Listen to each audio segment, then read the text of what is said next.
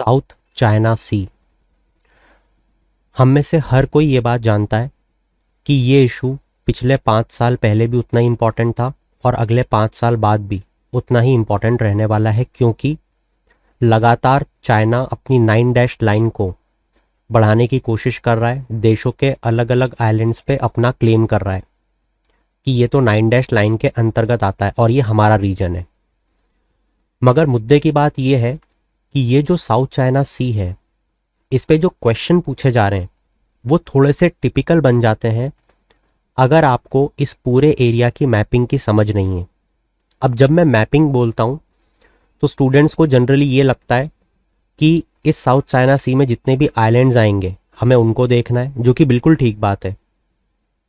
मगर इस आइलैंड के अलावा और भी बहुत सी चीज़ें हैं और भी ऐसे बहुत से पर्सपेक्टिव्स हैं जो यूपीएससी इस साउथ चाइना सी को रिलेट करके आपसे पूछता है। और इसी चीज को इस पर्टिकुलर लेक्चर में मैं डिकोड करने की कोशिश कर रहा हूं आप लोगों के लिए। अगर आपको मैं यूपीएससी एग्जामिनेशन जो कि यूपीएससी कंडक्ट करवाता है, अलग अलग सीडीएस, एनडीए, सिविल सर्विसेज, इनके अगर मैं अलग अलग क्वेश्चंस दिखाऊं तो आपको बहुत सारी वैरायटी देखने को मिलेगी। और ये कुछ इतनी ज़्यादा वैरायटीज़ हैं जहाँ पे अगर आपकी जो नॉलेज बेस है वो बहुत सीमित है सिर्फ साउथ चाइना सी की मैपिंग तक, तो आप एक बहुत ही आसान से सवाल को भी नहीं कर पाओगे। तो आपके साथ ऐसा न हो, इस कारण से इन जितने भी क्वेश्चंस को हम डिस्कस करेंगे उन्हें आप बहुत ही थोरोली और रिलीजियसली अपने दिमाग में रखना जब भी आप किसी साउथ चाइना सी की न्यूज़ को पढ़ते हो।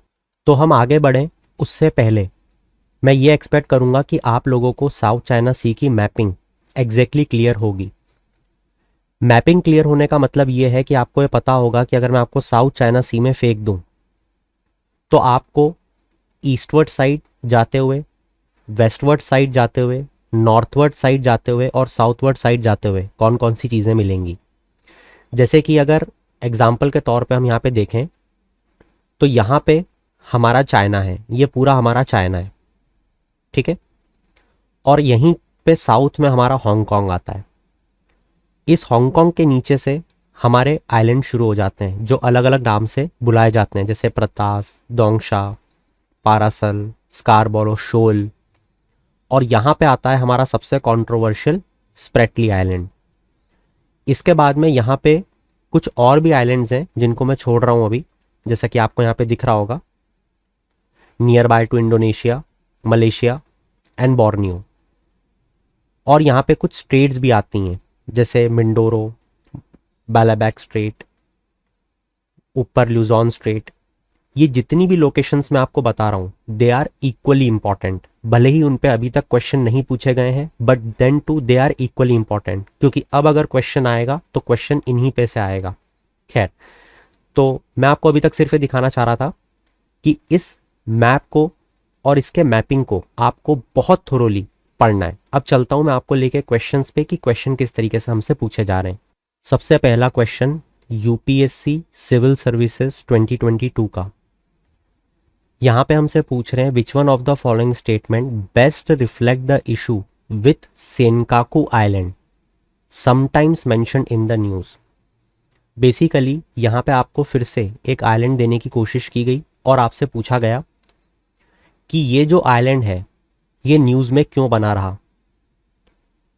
अब यहाँ पे जो इसका सबसे सही आंसर है वो है कि चाइना और जापान में जो मैरीटाइम डिस्प्यूट चल रहा था over these islands in East China Sea, जिसका नाम है सेनकाकू, इसलिए न्यूज़ में रहा।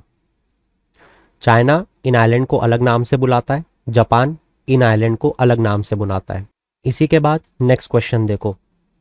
नेक्स्ट क्वेश्चन बोल रहा है यूपीएससी सीडीएस 2019 का कि जो साउथ चाइना सी का डिस्प्यूट है इसमें कौन कौन से देश इन्वॉल्व हैं। China, Vietnam, Malaysia, Indonesia. उस समय जब ये क्वेश्चन पूछा गया था तो उस समय इंडोनेशिया इन्वॉल्व नहीं था, but now the Indonesia is also involve in the South China Sea dispute. ऐसा क्यों? क्योंकि आपको ये पता होना चाहिए कि बहुत ही रिसेंट में चाइना ने जो नातूना आइलैंड है उस पर भी अपना कब्जा जमाने की कोशिश की थी और वो भी डिस्प्यूट में आ गया था। तो अगर आपको ये न्यूज़ पता है और अगर आपको उस नातूना आइलैंड की लोकेशन पता है, क्योंकि लोकेशन पे भी क्वेश्चन बनाया जा सकता है, तो इससे ऊपर आपको डरने की ज़रूरत नहीं, क्योंकि नहीं पूछेंगे। अब जैसे यहाँ पे हमारा इंडोनेशिया है, इसके ऊपर आता है नातूना आइलैंड। अब एक क्वेश्चन तो ये भी पूछा जा सकता है आपसे कि जो ये नातूना आइलैंड है ये किस देश का पार्ट है। हो सकता है आपको मलेशिया लगेगा एग्जाम में बैठ के, अगर आपने ढंग से पढ़ाई नहीं की है तो। ठीक है, तो अब आपको ये बताना है, ये आज आपका होमवर्क है, कि ये जो एनेम्बस आइलैंड है, ये जो रियाऊ आइलैंड है और ये जो करीमाता आपको दिख रहा है, ये सब किसके पार्ट हैं, किस देश के पार्ट हैं ये आप लोग बताओगे चैट सेक्शन में। ठीक है, और मैं उम्मीद करूंगा कि आप में से हर कोई इन क्वेश्चंस को अटेम्प्ट करने की कोशिश करेगा, because it is for your own benefit not mind. तो आज अगर हम पेपर दे रहे होते तो इसका सही जवाब होता 1, 2, 3 and 4, that means all of the above. इसके बाद में नेक्स्ट क्वेश्चन देखने की कोशिश करना। यूपीएससी सीडीएस 2021 का एक क्वेश्चन है। ये क्वेश्चन आपको एक बहुत अलग पर्सपेक्टिव देगा। पूछो क्यों? क्योंकि यहाँ पे आपको साउथ चाइना सी पे क्वेश्चन ज़रूर पूछा गया है, मगर उन्होंने क्वेश्चन को पूरी तरीके से घुमा के, जो कि एक फैक्चुअल क्वेश्चन है, ऐसा नहीं कि बहुत अतरंगी क्वेश्चन बना दिया। क्वेश्चन बड़ा सिंपल सा है। जैसे कि हम लोग स्टैटिक पोर्शन में पढ़ते भी हैं कि किसी देश में साइक्लोन बोला जाता है, किसी देश में यूरिकेन, टाइफून, विली विली, इनकी सब की अलग अलग प्रॉपर्टीज़ हैं, राइट। तो उस चीज़ को कनेक्ट करके उन्होंने साउथ चाइना सी को यहाँ बीच में डाल के आपसे ये देखने की कोशिश करी और टेस्ट करने की कोशिश करी आपको कि आप ये जानते हो कि साउथ चाइना सी में इनमें से कौन सी चीज़ आती है। अगर आप ये जानते हो तो आप क्वेश्चन को सही मार्क करोगे। हालांकि इसका एक तरीका भी था करने का, जो बेसिक स्टूडेंट को आता है, जैसे साइक्लोन। अब साउथ वेस्ट मानसून साइक्लोन, ये तो हर कोई जानता है कि कौन से ओशन में आएगा, राइट। इसके बाद में अगर हम विली विली की बात करें तो विली विली के बारे में भी हर कोई ये बात जानता है, I think so. El Nino, La Nina के बारे में हम जब भी पढ़ते हैं तो इसका जिक्र होता है, हमने भी पढ़ा है। तो वहाँ पे हम ये पढ़ते हैं कि ये कहाँ पे आता है। तो ये दो चीज़ें तो हमको क्रैक हो जाती हैं, ठीक है। हाँ, अब अगर आपको डायरेक्ट भी चीज़ नहीं आती है कि अटलांटिक ओशन और साउथ चाइना सी में, तो अब आप एक अच्छा गैस कर पाते अगर कॉमन सेंस का यूज़ करते, मगर ये दो चीज़ें तो आपको एग्जैक्टली रट्टी होनी चाहिए। हालांकि मैं किसी भी चीज़ को ऐसे किस्मत पे छोड़ने के लिए नहीं बोलता हूँ, मैं तो सिर्फ आपको सिखा रहा हूँ कि कैसे अगर कभी भूल जाओ तो चीज़ों को अटेम्प्ट किया जाता है। अब देखते हैं कि इस क्वेश्चन को आप कहाँ पढ़ते हो और कैसे इसे सॉल्व किया जाए। तो आपकी जानकारी के लिए मैं आपको याद दिला दूँ, ये मैंने भी आपको पढ़ाया है और आप भी ये चीज़ें पढ़ते हो, ऐसा नहीं कि सिर्फ मैंने ही पढ़ाया है। जब भी आप साइक्लोन वाले चैप्टर को पढ़ते हो, वहाँ पे आप ट्रॉपिकल साइक्लोन, टेम्परेट साइक्लोन, इनके बारे में पढ़ते हो, फ्रंटोजेनेसिस के बारे में पढ़ते हो। वहाँ पे ये जो मैप है बहुत ज़्यादा फेमसली पढ़ा जाता है, राइट। तो अगर आप इसकी लोकेशन को देखोगे तो लोकेशन से भी आप गैस कर सकते हो, है ना। आपको साफ तौर पे दिख रहा है कि यहाँ पे टाइफून दिखाया जा रहा है साउथ चाइना सी के यहाँ, राइट। साफ तौर पे आप देख सकते हो ऑस्ट्रेलिया में आपको विली विली दिखाया जा रहा है वेस्टर्न साइड पे, और साफ तौर पे देख सकते हो कि पूरे यूएस में आपको यूरिकेन दिखाया जा रहा है, नॉर्थ और साउथ अमेरिका। तो वही चीज़ हम भी पढ़ते हैं, विली विली ऑस्ट्रेलिया, टाइफून जो है जापान चाइना, यूरिकेन अटलांटिक ओशन। और जब मैं अमेरिका बोल रहा हूँ, नॉर्थ और साउथ अमेरिका बोल रहा हूँ, तो इसमें अटलांटिक ओशन आ गया, तो यूरिकेन जो है वो अटलांटिक ओशन। तो इस तरीके से जब हम साइक्लोन वाले चैप्टर को पढ़ते हैं तब हमें ये चीज़ देखने को मिलती है। तो वहाँ से भी इस क्वेश्चन को बहुत ही आसानी से सॉल्व किया जा सकता था। इसी क्वेश्चन का एक एक्सटेंडेड वर्जन में आपको यहीं पे पढ़ा देता हूँ। यूपीएससी एनडीए 2014 का एक क्वेश्चन देखो, which of the following statement is और आर करेक्ट। अब देखो ध्यान से, बहुत ज़्यादा ध्यान से, कि उन लोगों ने जो चाइना सी है उस क्वेश्चन को साइक्लोन से कनेक्ट करके पूछ लिया है। चीज़ वही की वही है, क्वेश्चन को बस अलग तरीके से पूछ लिया है। देखो यहाँ पे टाइफून दिया है, टॉर्नेडो, विली विली, सब वही है। बस एक चीज़ और एक्स्ट्रा कर दी है, that is formation of an anti cyclone results in stormy weather condition. तो अब आपको यहाँ पे इस क्वेश्चन को सॉल्व करने के लिए भले ही ट्रॉपिकल साइक्लोन की टेक्निकल नॉलेज ना हो, मगर एंटी साइक्लोन तो पता होना ही चाहिए। तो वापस से जो चीज़ मैं आपको दिखा रहा था हमें वापस उस पर ही जाना पड़ेगा। तो इस क्वेश्चन को आप लोग सॉल्व कर सकते हो अगर आपने ट्रॉपिकल साइक्लोन के बारे में, टेम्परेट साइक्लोन के बारे में, साइक्लोन और एंटी साइक्लोन के बारे में अच्छे से पढ़ा है। अब यहाँ पे आप जानते हो कि साइक्लोन में जो सेंटर में प्रेशर कंडीशन होती है वो लो होती है, तो हाई से लो की तरफ जाती हैं विंड। वहीं एंटी साइक्लोन में जो सेंटर में प्रेशर की कंडीशन होती है वो हाई होती है, तो वहाँ पे विंड का डायरेक्शन बाहर होगा। तो अब मुझे बताओ कि यहाँ पे बारिश होगी या नहीं।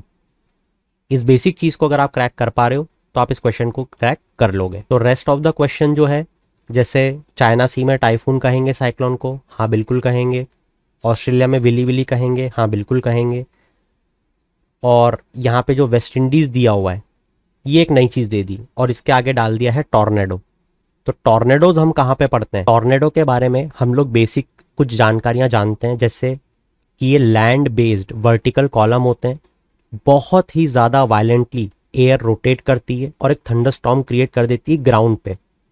मतलब ऐसा भंवर टाइप घूमते हुए दिखता है और इसकी जो स्पीड होती है वो 100, 200, 300 किलोमीटर प्रति घंटे से भी जो ऐसा बवंडर है वो आगे बढ़ सकता है। कॉमनली ये मिड लैटिट्यूड्स में टॉर्नेडो हमें देखने को मिलता है, जैसे 20 से 60 डिग्री। आपसे ये भी पूछा जा सकता है कि 20 से 60 डिग्री नॉर्थ में मिलता है या साउथ में, तो जवाब है नॉर्थ और साउथ दोनों में। अब किन किन देशों में मिलता है? जवाब है अर्जेंटीना, जवाब है बांग्लादेश में भी, हमारे नियर बाय कंट्री में, और यूएस में। यहाँ पे ये कॉमन है। तो वहाँ पे उसने क्या पूछा है? West Indies. जवाब आपके सामने। आगे बढ़ने के पहले, जैसे कि आप में से बहुत से लोग मुझसे ये पूछते हैं कि अगर हमें आपके साथ मिल के प्रिपेयर करना है राउंड द ईयर, जिस तरीके से आप पढ़ाते हो हमें वो पढ़ाने का तरीका बहुत अच्छा लगता है, हमें बताओ कि हम आपसे कैसे जुड़ सकते हैं, कैसे हम इस स्ट्रैटेजी को फॉलो करके अपने कॉम्पिटिटर से ज़्यादा इफ़िशेंटली पढ़ाई करेंगे, और कैसे कम टाइम में हम चीज़ों को सम अप करेंगे, और कैसे हम डेली बेसिस पे अपने नोट्स बनाएंगे भी और उन्हें अपडेट भी करेंगे। ये एक प्रोसेस क्या है जो आप हमसे फॉलो करवाने की कोशिश कर रहे हो, तो उनको मैं 1 मिनट में जल्दी से इस पूरी प्रोसेस को समझा देता हूँ। देखो, ये जो पूरा खेल है, जितने भी आप माइंड मैप्स देख रहे हो या देखते हो, ये सारे HD माइंड मैप्स काम करते हैं as short notes for us, जिसे हम आखिरी टाइम के लिए डिज़ाइन करते हैं throughout the year daily basis पे। ये जो HD माइंड मैप है, जब हम हर टॉपिक का एक बार क्रिएट करते हैं, जो क्रिएट किया जाता है अलग अलग सोर्सेस से, जैसे अलग अलग newspaper, the Hindu, Indian Express, business standard, PIB and also some magazines.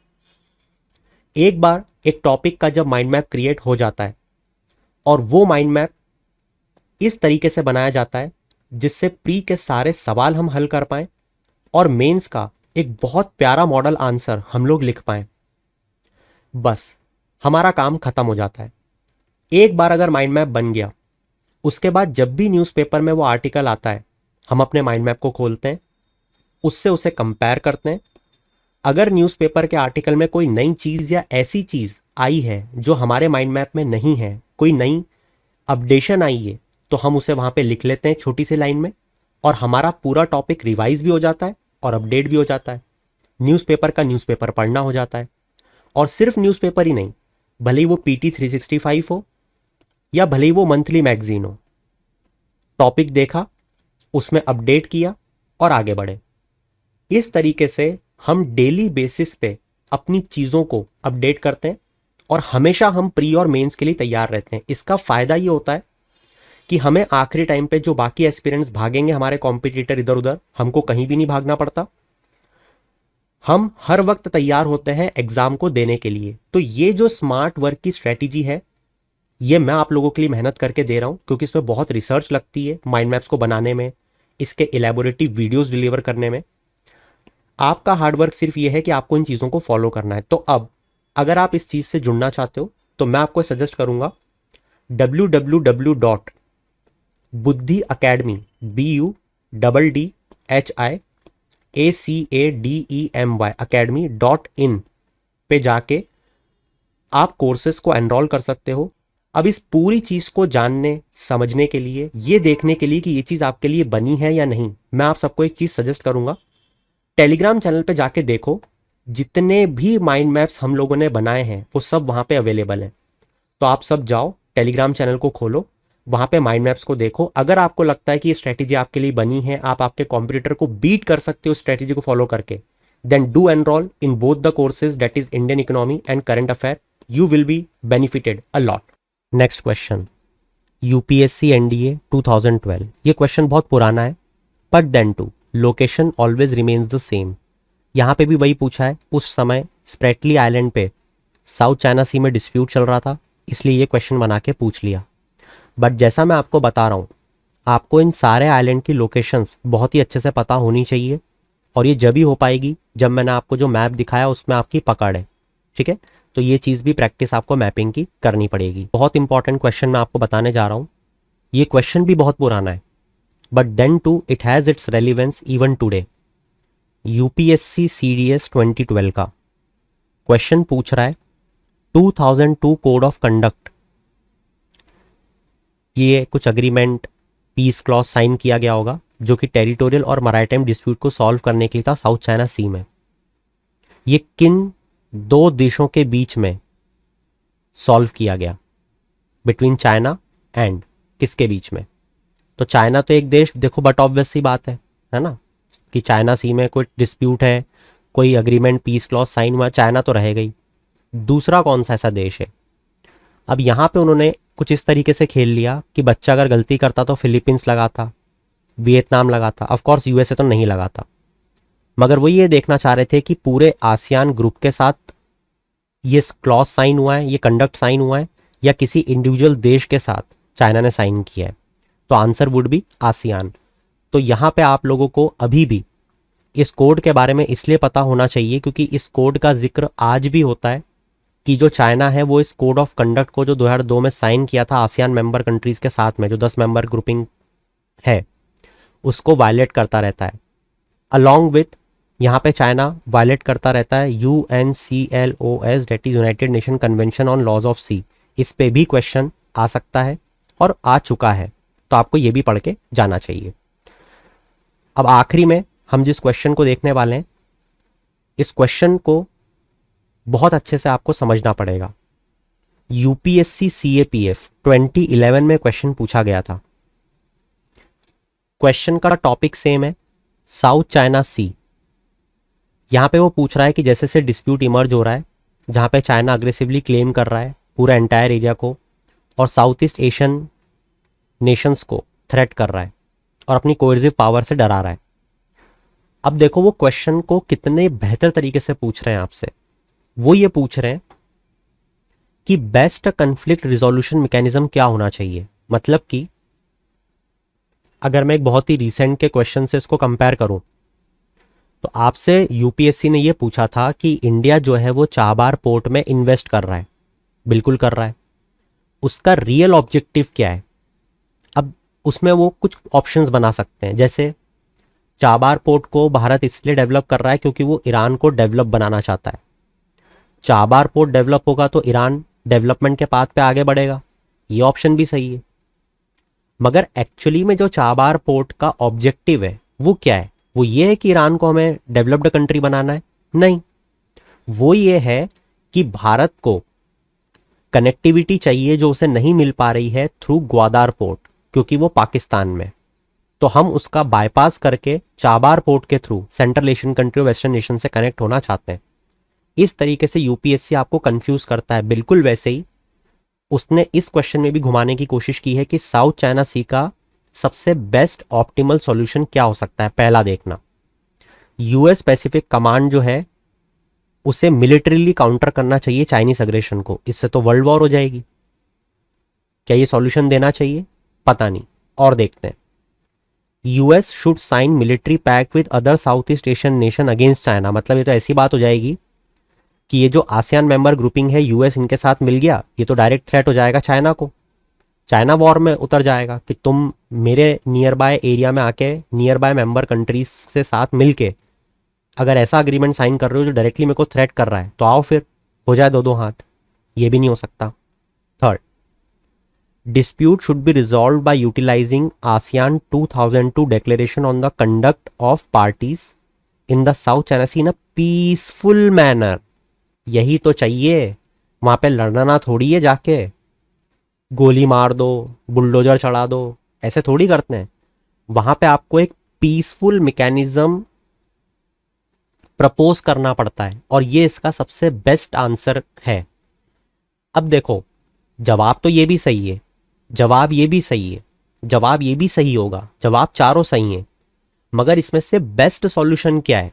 वो ये है कि 2002 का जो डिक्लेरेशन था, जहां पे पीस कंडक्ट साइन किया गया था, चाइना को ये याद दिलाना चाहिए कि बेटा इसको फॉलो कर। ये बेस्ट आंसर है, ठीक है। तो ऐसे आंसर आपको चुनने पड़ते हैं।